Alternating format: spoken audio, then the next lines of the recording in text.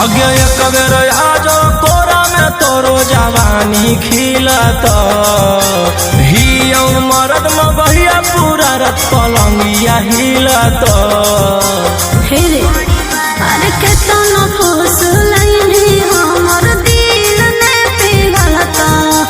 चमड़ी वाला चीजवा बिना हमर के ने मिलत केतना फुसलैनी हमर दिल ने पिघलत चमड़ी वाला चीजवा बिना हमर के ने मिलत।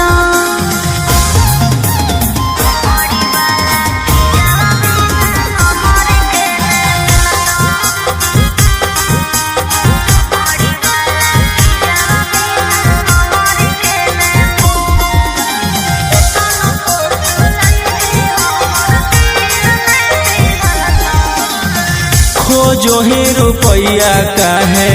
लायक कुआर से तो निशा चिखा दे छौरी मांगो ही प्यार से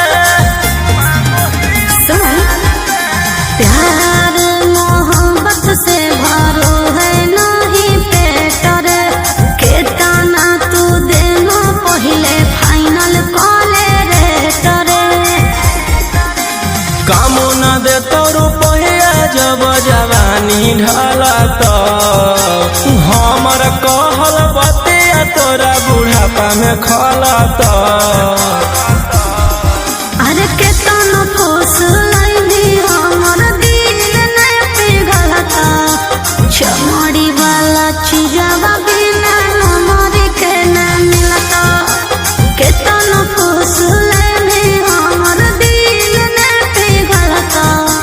चमड़ी वाला चीजवा बिना हमर के न मिलत।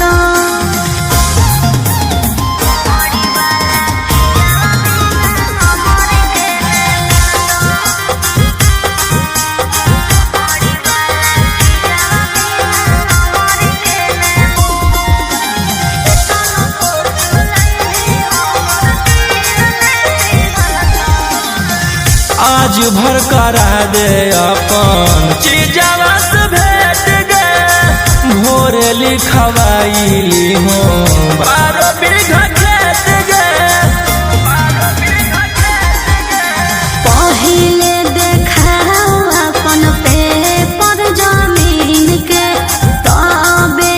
खैबो हम सवाद नमकीन के अगे राजा रौशन रही रानी बना के रखत तोरा सिवन कौनो दूसर छौड़ी के ताकत